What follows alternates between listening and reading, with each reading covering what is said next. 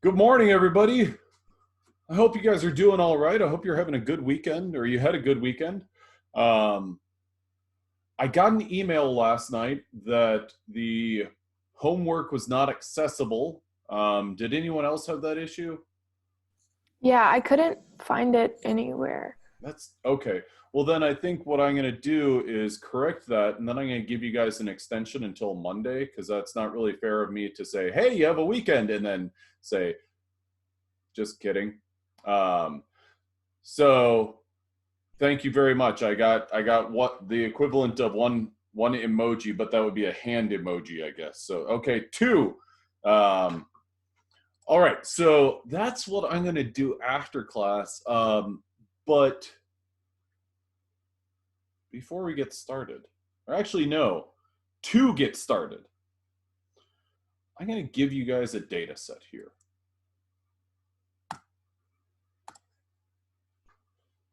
Now, when you look at that data set, what do you see on the left-hand column?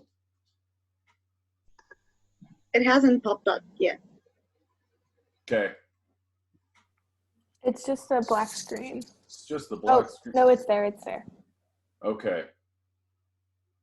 So left-hand side of the screen, or left column, I suppose.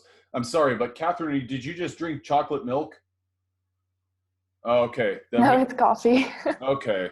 I was gonna say chocolate milk is one of the best things on earth, and I wanted to just spend the next 40 minutes talking about chocolate milk, but nope. I guess we're just gonna talk about biochemistry today. Okay, so one of these days they'll write a lecture that's the biochemistry of chocolate milk. Maybe we'll do that when we talk about sugars. I'll have everyone bring their own chocolate milk to class. Okay, so we'll agree on that. Okay, I'll add that to the schedule as well. Chocolate milk homeworks. Okay, left-hand column there. What's everyone see? The substrate concentration? Substrate concentration. Okay, and starting from the top going down, is our substrate concentration getting higher or lower? Yeah, it's getting higher. Okay, the other column, the right-hand column, that's our velocity. Would everyone agree with that? Okay, now what I'm going to do is I'm going to include two things, and then I'm going to ask that you guys go ahead and plot this data. Spend a few minutes plotting this data, coming up with either a Lineweaver-Burke or a Michaelis-Menten plot. It's your call on what you're going to do. Our velocity is going to be measured in micromole per second. And what I'd like you to calculate is your Km and your Vmax. And I'm going to give you a couple minutes to do that. So yeah, go for it.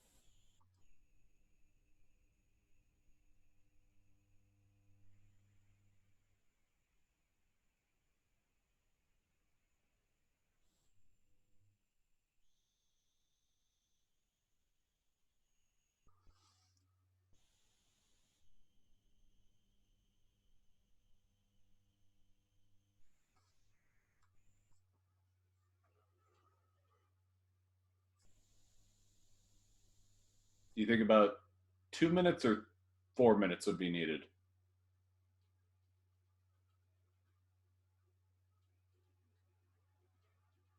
We'll split the difference and call it 3. Perfect, Catherine. Good, good, good, good.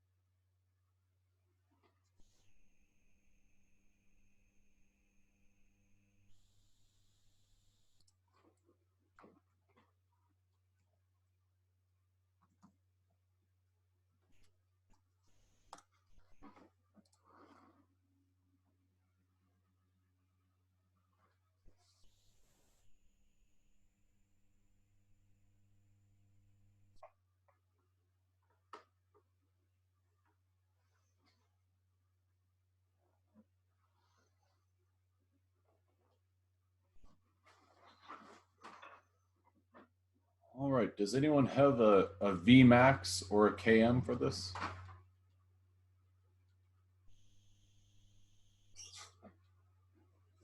So I'm going to share with you all the graph that I got whenever I plotted all this data. That graph looks a little something like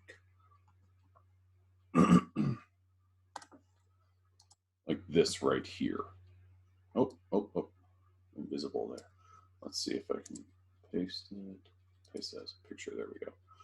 So there's the plot that I got. And, you know, just kind of what I did was I did the Michaelis-Menten plot. So I plotted my velocity, my V sub 0, versus my substrate concentration. And, you know, you can see the plateau type of effect as your concentration continues to go larger, higher and higher and higher. And so I'd put my V max at approximately 141 or something like that. I think that's a pretty reasonable place to be at. And the reason that I do that is just because, well, if I look at my original data, I'm going to move this for a second, but I'll put it back.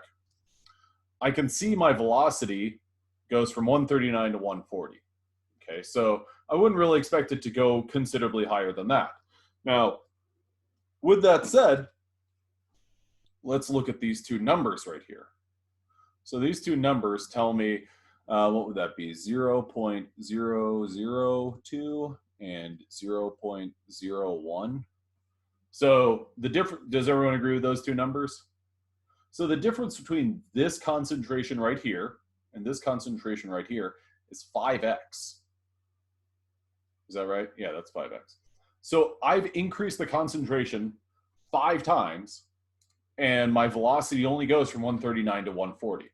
And the units don't really matter, but what I want you to appreciate about that is I've basically given more of my substrate than I really need. I can't really do anything with this additional substrate. And so you can imagine that if we had another data point that was 5 times this, so it'd be 0.05, I wouldn't expect that to jump up considerably either. Okay, now that's one thing that I want you to take away from this. Another thing that I want you to take away from this is when we look at this graph, okay, so if we put our Vmax at 140, 141, something in that area, and you extrapolate it out And then you say, well, I want to figure out what my Km is. Well, I know my Km is going to be very, very small because, well, heck, on the y-axis, I need to get my Vmax over 2,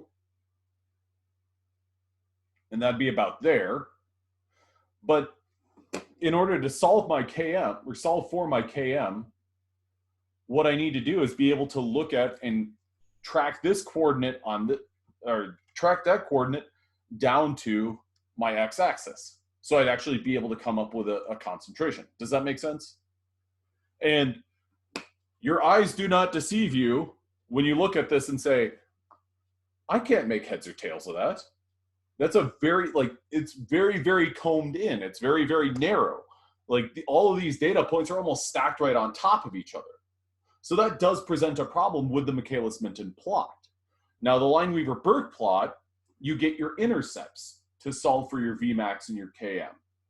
The good thing about this data set, and what happens to work for just this data set, is if our Vmax is approximately 140, 141, we can look at our data set and say half of 140 is 70. And just for this data set, we can say, oh, well, our Km is approximately 1.00 times 10 to the negative fifth.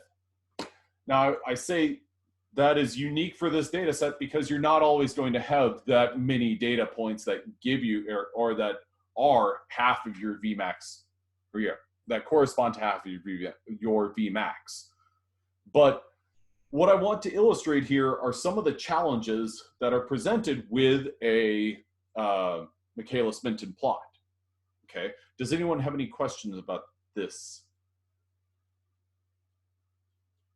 Okay, now we have talked about two very important kinetic parameters, Vmax and Km. So one way that you could look at those two numbers is Vmax is how fast is the reaction going to be catalyzed by this enzyme, and your Km is almost, well, what's it going to take to get it there? So your minimum requirement versus,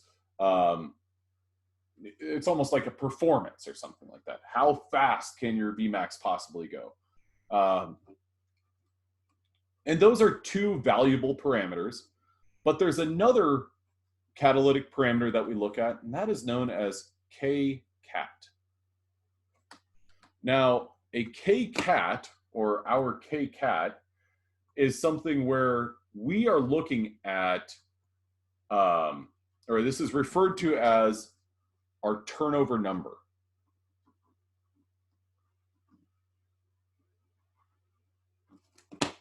Okay.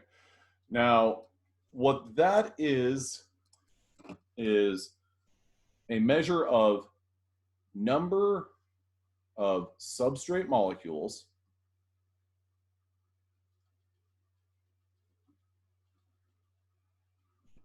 converted to product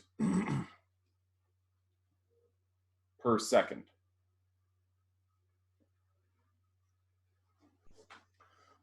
And you might think, well, isn't that what Vmax is? Well, to a degree, yes. But then there's a little bit of nuance to it.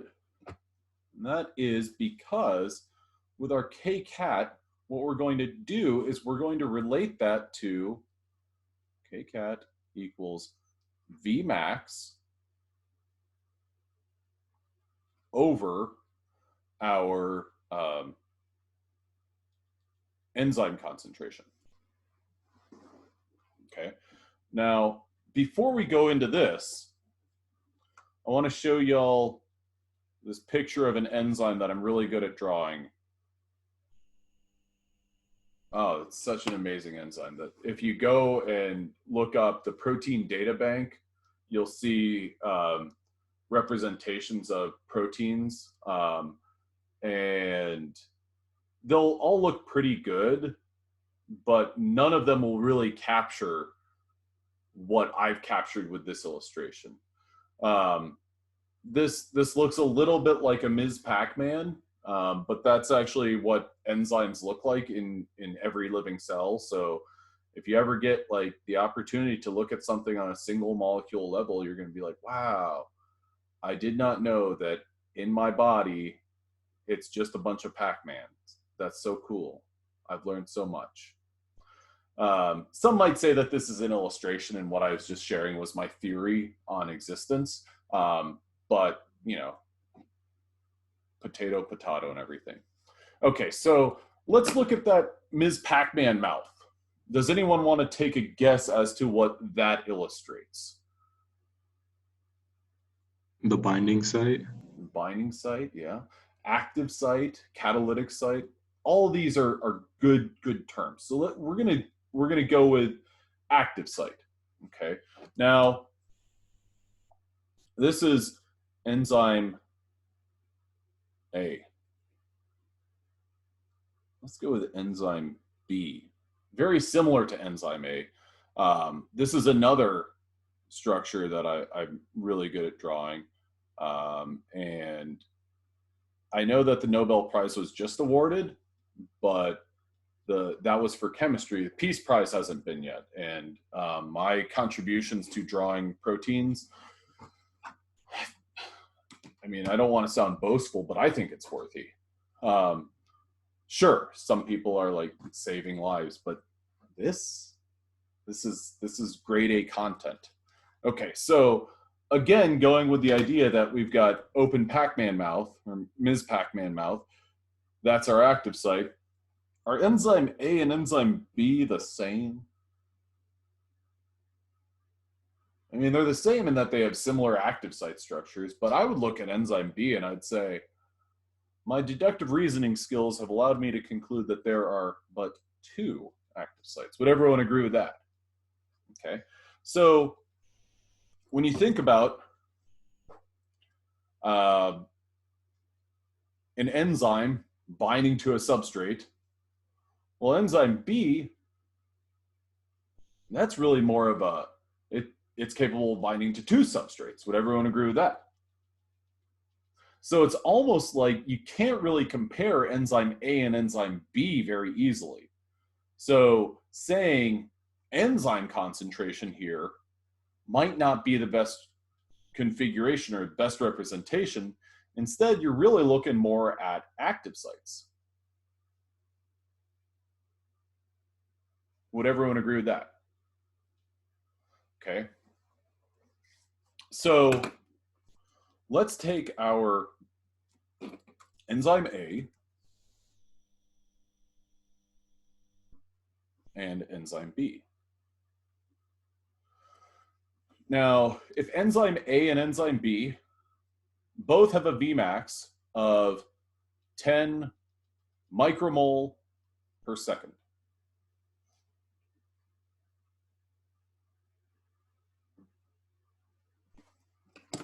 this is a number that someone came up with after doing the Lineweaver-Burke and the Michaelis-Menten plot. They said, well, the fastest that this enzyme can perform its reaction at is 10 micromole per second. It's able to produce 10 micromole of our product in a given second. Okay, now what we want to do is we want to find out what's our Kcat.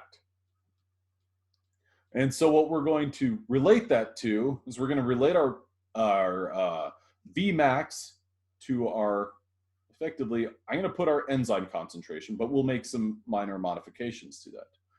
Well, if enzyme A only has 1 active site, and we have quantified the protein and concluded that we've got 2 micromoles of our enzyme in this reaction, because we want to put this in terms of units of concentration, would everyone agree that our Kcat, which is Vmax divided by E, would everyone agree that that is 5? So this is able to produce, it's able to take 5 substrate molecules and produce 5 products in a second. How's everyone feel about that number? Okay. Now, if you look at enzyme A and enzyme B and you say, oh, well, they both perform at a Vmax of 10 micromole per second, they're the same. Okay, well, that's an interesting contribution. If you did a catalytic assay where you put 2 micromoles of that enzyme into this reaction, well, this E concentration here, you have to take into consideration those active sites. So would it be fair to say that 2 micromole of enzyme B is the same as 2 micromole of enzyme A? No, because it has 2 more active sites.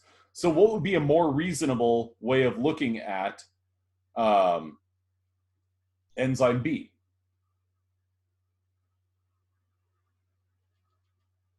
Yep, again, I like everyone's contribution of like,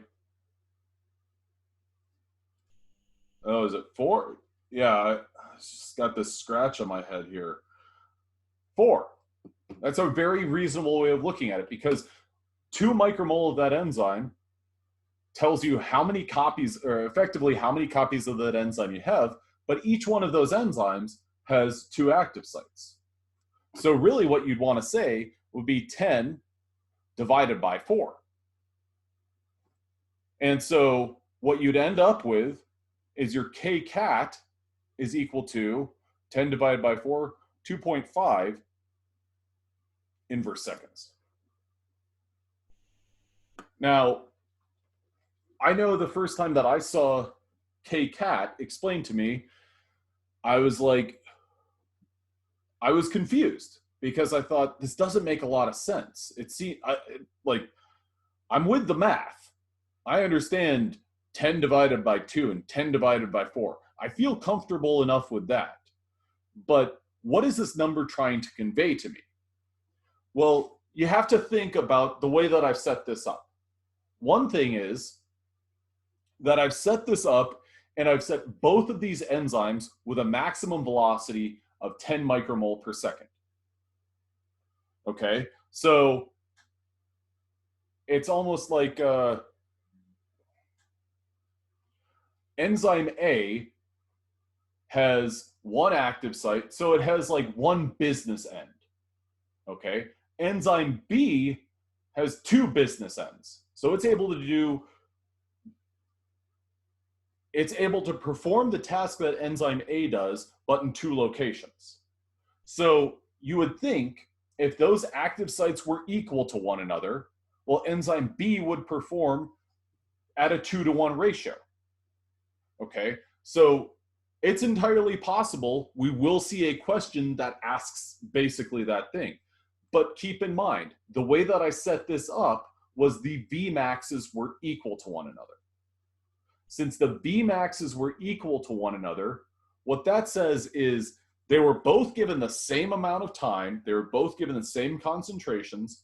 Enzyme B did not work as efficiently as enzyme A, because its active sites were not doing the same thing at the same rate. Does that make sense? So when you're looking at these numbers, the equation is, I'm sure that everyone looks at this equation, they're like, K cat equals Vmax over our enzyme concentration. I know that I have to take in consideration my active sites. I'm good, I understand those numbers. But you have to think about the question that I presented, the scenario that I presented to y'all, and another way that you could look at this. So if we have, so basically like if the maximum velocities for 2 enzymes are the exact same, then the enzyme with the fewer active sites is going to do the reaction faster, or it's going to be able to turn over the substrate at a faster rate. Does that make sense?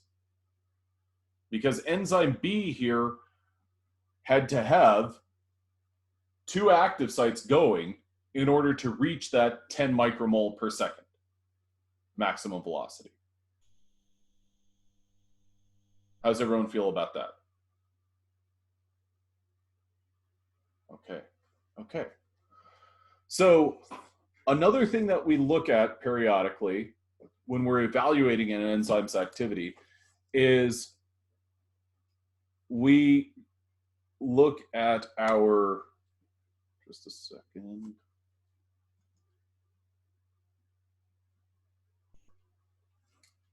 Catalytic efficiency.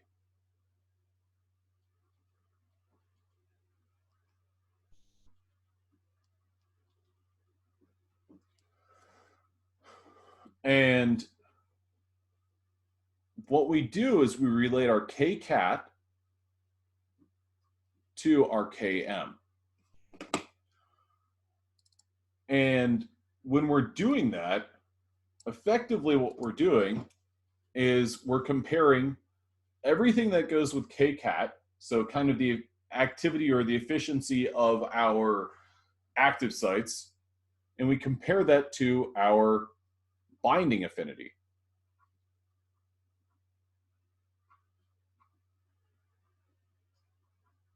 Or our substrate binding affinity.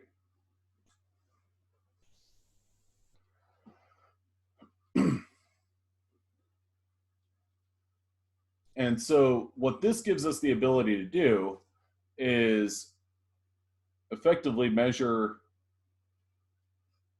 how an enzyme performs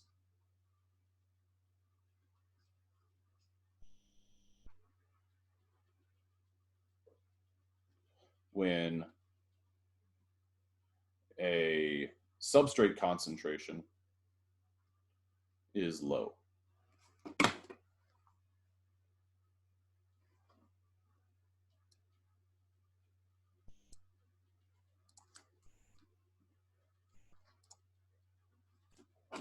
So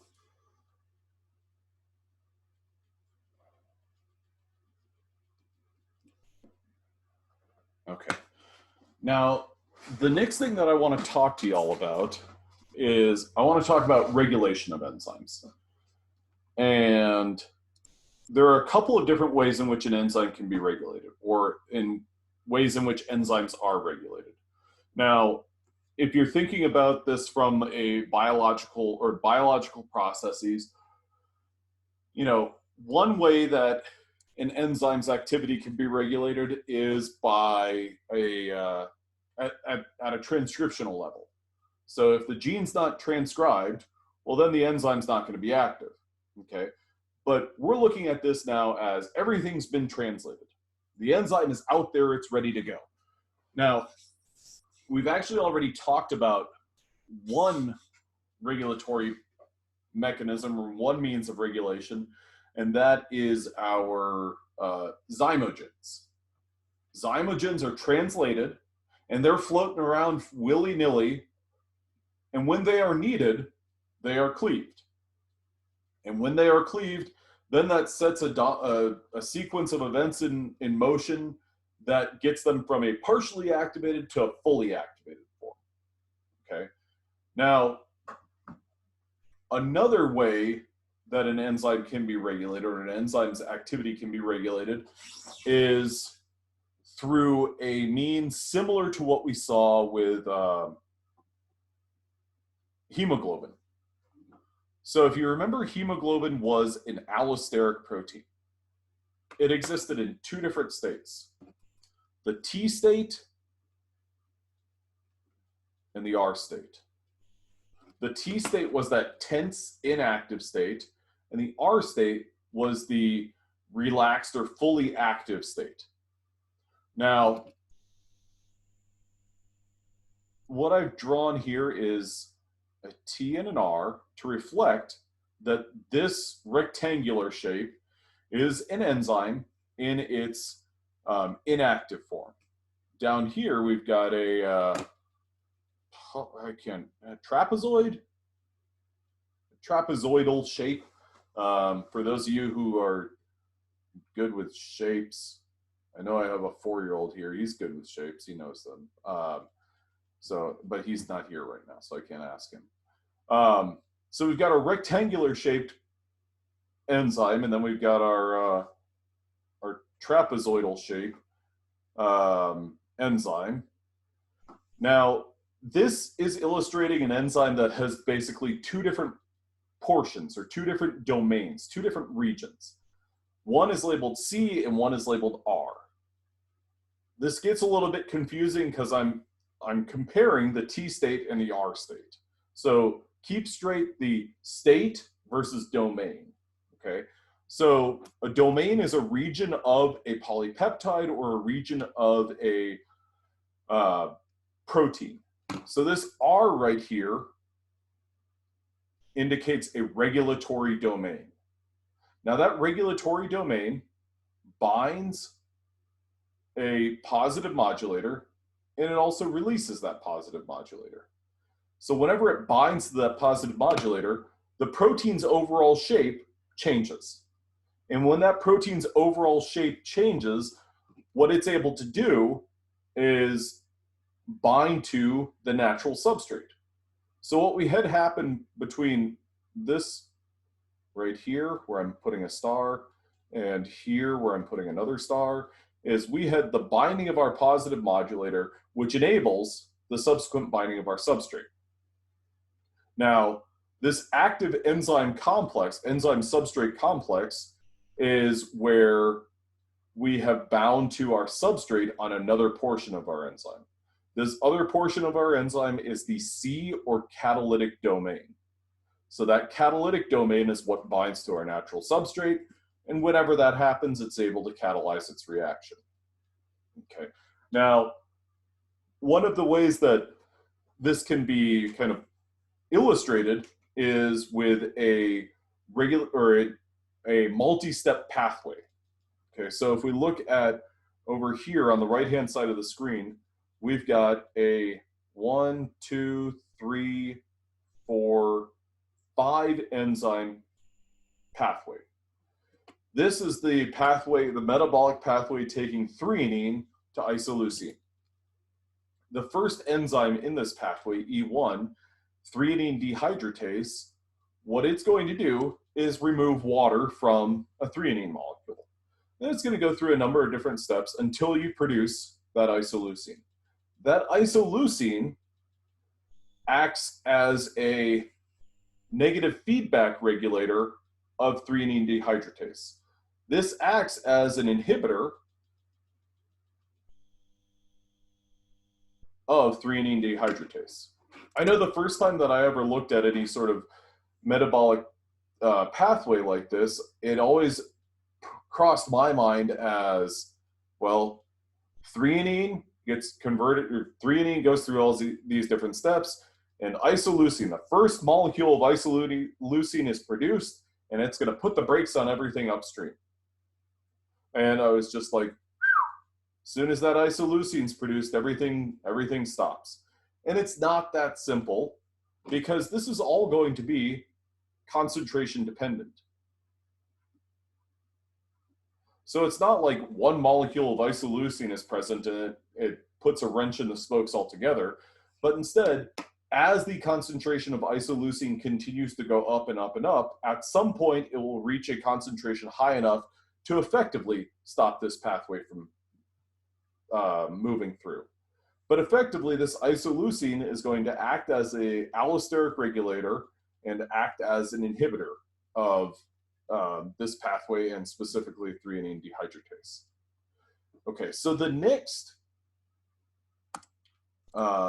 method of regulating an enzyme is using covalent modifications. Now, these covalent modifications, there are many and they are diverse. One example is adenylation to a tyrosine residue. Another example is methylation of a glutamic acid. Okay, so, and this is something that you really have to work on, but keep in mind that an enzyme is made up of amino acids. So it's this polymer of all these small molecules and all of these different molecules have different R groups. Now, some of these R groups, for instance, if there's a tyrosine here, not drawn to scale here very well at all, this is capable of being adenylated. And so what that means is this OH right here is replaced by a phosphate group and this sugar and this nitrogenous head group, or this nitrogenous base. So this whole thing takes the place of that OH group. And so you might look at that and be like, oh, that's kind of, that's pretty impressive. You'd be right. You might think, well, is that going to change the structure of the protein?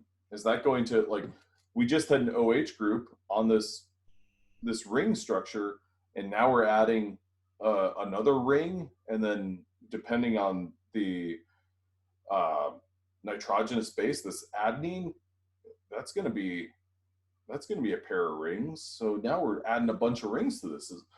Is that going to affect how this tyrosine could be involved in hydrogen bonding? Absolutely, it will. That's a dramatic post-translational modification that's potentially going to render that enzyme inactive. It could also, however, lead to an increased activation. So those are two examples. Another example that's quite common, so sorry, the adenylation and methylation are both examples of covalent modification. Another example is phosphorylation. Now, we've already talked about which residues are targets for phosphorylation. Tyrosine, serine, threonine, and histidine are all great examples of amino acids that can be phosphorylated. Now, again, you're taking, in the case of tyrosine, serine, and threonine, you're taking a hydroxyl group and replacing it with this guy right here. You're adding you're adding 3 more oxygens and a phosphorus, and those 3 additional oxygens to that phosphorus bring along 2 negative charges. You're taking a residue that was really good, functioning as a hydrogen bond donor or acceptor, and you're making it something that's more than likely going to be involved, not in hydrogen bonding, but more than likely something that's involved in ionic bonding. This is going to attract a cation. It's arguably going to attract 2 cations. Okay, so you've done a pretty impressive thing of changing that single amino acid to a phosphoserine. Now, traditionally, you talk about the enzymes that are involved in this addition. One of them is a kinase that takes a phosphate group from ATP and adds it on. And we see that with this molecule right here, this protein, phosphorylase B. Phosphorylase B in the less active form, or is the less active form of this enzyme. It is a dimer that it's a homodimer. So 2 absolutely identical groups, or 2 absolutely identical polypeptides. They both have serine number 14. That serine number 14 on each of them can be phosphorylated by the enzyme phosphorylase kinase. So this phosphorylase kinase is going to see phosphorylase B, and it's going to bind 2 ATP molecules. It's going to transfer 2 ATP molecules onto serine 14 and serine 14 to produce phosphorylase A, the more active form of the enzyme. Then this other enzyme, phosphorylase phosphatase, is going to remove those phosphate groups. This is a hydrolase because it's using water to break those bonds, and it's going to release 2 inorganic phosphate molecules. So think about phosphorylase B as an inactive form of an enzyme, or as the inactive enzyme. It gets phosphorylated, and now it has a different state, or a different form of it, and that is phosphorylase A, the active form. So this is the same enzyme, but with different names to denote whether it's active or inactive. I know that's always kind of confusing, but the kinase adds phosphates and the phosphatase removes phosphates. Now, traditionally, the way that protein phosphorylation and covalent modifications are taught is, well, you add those groups and now it's active. Or you remove those groups and now it's inactive. And it's not that simple. Some post-translational modifications will, or some groups will be added to an enzyme, and that enzyme will now be trafficked to another part of the cell. And this is the common thing in eukaryotes. A phosphate group will be added, or maybe a larger group will be added. Now that enzyme no longer is going to be found in the cytosol, and now it's going to be transported from the plasma membrane into the nucleus or into the peroxisome or something like that. So it's not simply inactive or active. Sometimes you're never going to notice the change in enzyme activity because it might have to go to a different organelle in order to be active. Okay, does anyone have any questions? All right, so we talked about 3 things. We talked about our KCAT. We talked about our the significance of that KCAT. KCAT and KM relationship, so conversion of substrate to product related to our concentration. And then we talked about modifications to enzymes and how they're going to have an impact, or how they can impact enzyme activity. If nobody has any other questions, oh, wait.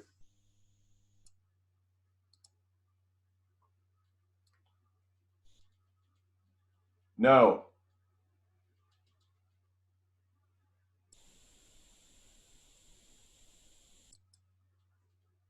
They're going to get graded. I'm grading them. So, yeah. I believe that there's maybe one that I've graded completely. And I posted videos for the questions, so if you want to review those, you're welcome to. One of the things that I've run into is that I told you guys to only answer 6 questions of the 8 that were provided, and a lot of people answered 8 questions.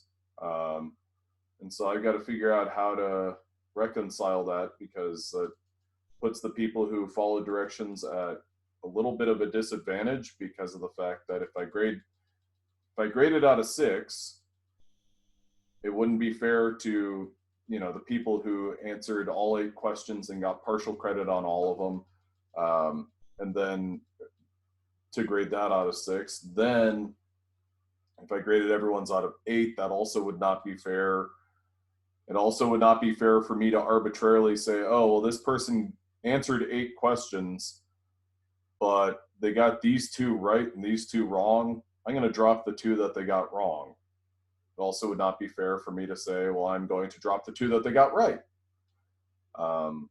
So I'm going to figure out how to do that, and I'll adjust. What you will see in the grade book is you will see a score out of 100 once they are all graded. Right now, you're seeing a grade out of 8, and that doesn't necessarily reflect for everyone. So, any other questions?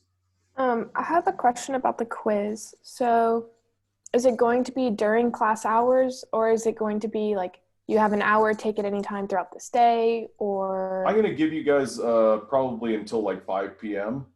And I'm going to go ahead and just say, I'll cut class off at 10:30 on Wednesday and say the quiz should take 20 minutes. If you want to take those 20 minutes and do it right now, go for it. But if you want to take it at some other time before 5 p.m., go for it. Okay. Is there any way you could make it later than 5 p.m.? Because Wednesdays are lab days, like Mondays and Good Wednesdays point. are. And so I would still be in lab. And I'm just asking because I have an exam at 9 a.m. to 10 a.m. And so I didn't know if we had to take it during that 10 a.m. block. You'll be able to. Yeah, I suppose I could do. I'll do 9 p.m. So Okay. then even if you're in a 5:30 lab, you're done by 8:30. Yeah. And so then you'd have that block of time. I would say that that's maybe one of the most generous things that anyone's ever done. Yeah. It Thank really you. is. We have like 4 quizzes that day for like Yeah. each class. It's really I think man. it's because everyone normally does quizzes on Friday, but then we don't have class on Friday, so they're like, oh, let me just put it on Wednesday. Yeah. And so now they're all like perfectly lining up. But Yeah, that helps a lot. I would just let's reflect on how generous and thoughtful that is of me. It really is, sir. I Thank would you. say that maybe in academia, that's maybe the most generous thing anyone's ever done, and maybe in all of humanity, like in the history of humanity. And even if you go back to like when dinosaurs roamed the earth, I don't think any dinosaurs ever did anything even remotely that thoughtful or considerate. Truly a saint, sir. I didn't want to use the S word, but I think canonization's probably in my future for this one. I'll talk to the university about it. Don't worry. I got you, sir. Excellent. I kind of expect that in the next few days on my my St. Edward's workplace Facebook thing, it's going to be like Joel Gray is being recognized for maybe the nicest act of niceness ever. I'm looking forward to this. This is really great. Feel good about this. Yeah. We've been through a lot in these last few minutes. But yeah, I'll go 9 p.m. Dealsies. Okay, everybody. I hope you all have a wonderful afternoon and drink some water and do all the other things that are healthy for you. Thank you. Bye. Thank you. You. I have a quick question. For the I saw that the homework 2 link is on the modules, but once I click it, it says access denied. Didn't I mention that at the beginning of class? Oh yeah. I didn't hear that. Okay, sorry. I wasn't saying that to shame or anything. I just wanted to make sure that I did say it. Yeah, I'm going to fix that, and you guys are going to have until next Monday to submit it. All right, perfect. Thank you. Wow, that's 2 amazingly nice things. Wow. I'm the best.